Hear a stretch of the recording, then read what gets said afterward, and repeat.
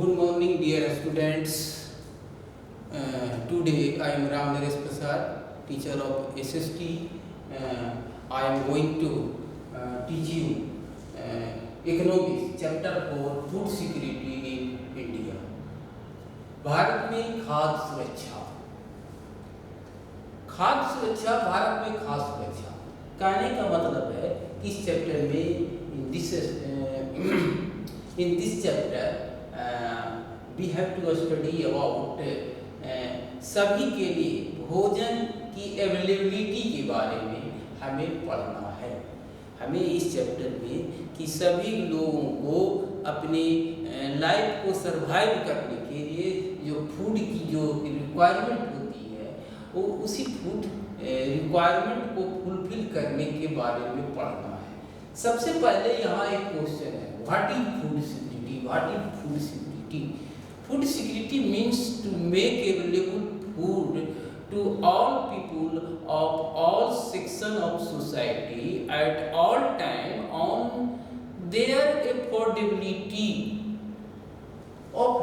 price, on their affordable price। कहने का मतलब है कि फूड सिक्योरिटी का मतलब होता है समाज के सभी वर्ग के लोगों को हर समय उनके खरीद करने की क्षमता की जो कीमत जिस कीमत पर खरीद करने की क्षमता है उसी कीमत पर उसको सदैव भोजन उपलब्ध करवाना, यही फूड सिक्योरिटी है। Food security means to make available food to all people of all sections of society at all times on their affordable price। उनके खरीद करने की क्षमता के आधार पर, जो कीमत के आधार पर सभी समाज के सभी वर्ग के लोगों को भोजन की उपलब्धता को सुनिश्चित करना ही फूड सिक्योरिटी कहा जाता है। To make available food to all people of all section of society at all time on their affordable price। उनकी खरीदने की क्षमता के कीमत के आधार पर सभी समय हर समय भोजन की उपलब्ध करवाना। और इस आधार पर there are three dimensions of food security: availability of food, accessibility of food and affordability of food।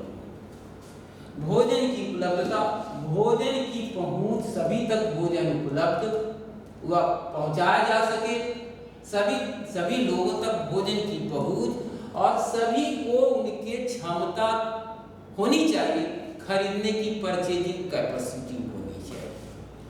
और इस संबंध में food security is a act which was enacted इन 2013। ये फूड सिक्योरिटी एक एक्ट भी है। Food security is an act also which was enacted in 2013 by the central government. एक केंद्र सरकार के द्वारा ये जो है इसका इनेक्टेशन हुआ था, तो बनाया गया था। और इसके 3 डायमेंशन है। सबसे पहले फूड सिक्योरिटी को इम्प्लीमेंट करने के लिए, करवाने के लिए हम 3 डायमेंशन पर हम फोकस करते हैं। पहले है कि खाद्यान्न की उपलब्धता को बनाना है, we make availability of food. Then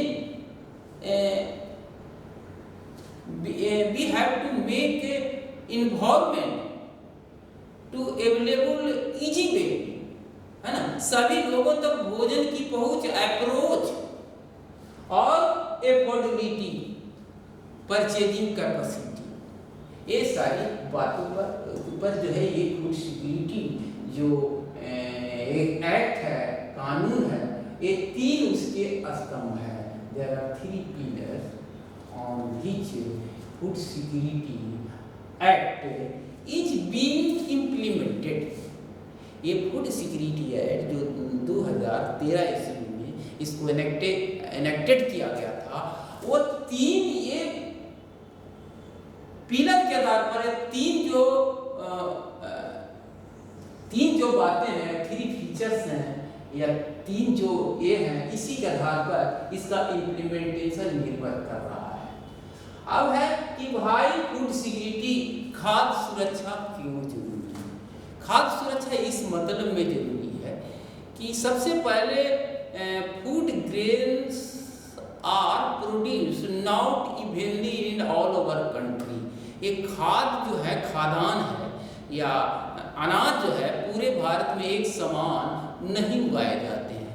some states are leading producer of food grain, but some states are not a producer of food grain, और but requirements are continue to all people of all states. खाद्यान्न की जरूरत सभी को है, लेकिन एक समस्या है कि सभी स्टेट समान रूप से फूड ग्रेन का प्रोडक्शन नहीं करते हैं। तो जहाँ नहीं होता है वहाँ के लोगों को भी खाद्यान्न चाहिए, भोजन चाहिए। तो इस दृष्टिकोण से भी फूड सिक्योरिटी जरूरी है। और साथ साथ कि हर वर्ष हमारा जो Indian agriculture is mainly based on monsoon climate पर निर्भर करता है। कभी कभी मानसून अनफेवरेबल हो जाती है, फसल नहीं होते हैं, और डिफरेंट टाइप पर नेचुरल डिजास्टर्स हैपेंड होते हैं, घटित होते हैं, जिसके कारण लोगों के सामने समस्या हो जाती है फूड को ऑब्टेन करने में। तो ऐसी स्थिति में भी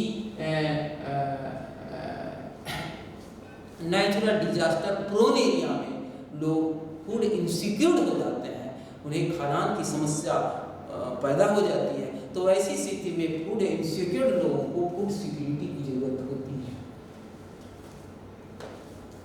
फिर फूड सिक्योरिटी जो समाज के सभी वर्ग के लोग हैं, they have not affordability to purchase food grain from open market. Open market से उन्हें खरीदने की कैपेसिटी नहीं है, यानी सब वल्नरेबल पीपुल हैं, कुछ पॉवर्टी से वल्नरेबल है, पीड़ित हैं, और उनमें एफोर्डेबिलिटी नहीं है।